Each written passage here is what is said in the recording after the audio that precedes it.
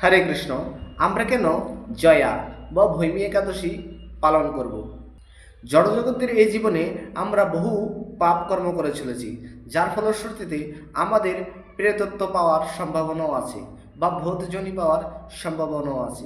আমরা যদি আমাদের এই প্রেতত্ব বা ভূতজনি নামক দুঃখ যন্ত্রণার জনম ভোগ করতে না চাই, তাহলে আমাদের উচিত একাদশী ব্রত অর্থাৎ জয়া বা ভৈমী একাদশী ব্রত পালন করা, যা পুষ্পবতী এবং মাল্যবান প্রাপ্ত হয়েছিল। এবং এই জয়া একাদশী ব্রত পালনের ফলে তারা তাদের এই প্রেতত্ব জীবন থেকে মুক্তি পেল। এছাড়াও এই একাদশী ব্রত পালন করলে অগ্নিষ্টম যজ্ঞের ফল অনায়াসে লাভ করা যায়।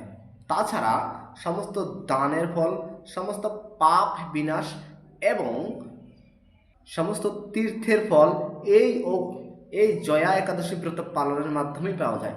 তাই চলুন সুপ্রিয় গুরুভক্তবৃন্দ, আমরা আগামীকাল জয়া একাদশী ব্রত পালনের মাধ্যমে পরমেশ্বর ভগবান শ্রীকৃষ্ণের সান্নিধ্য লাভ করি এবং অন্তিমে আমাদের মানব জীবনকে ধন্য করি, অর্থাৎ প্রেতত্ব জনি থেকে উদ্ধার লাভ করি।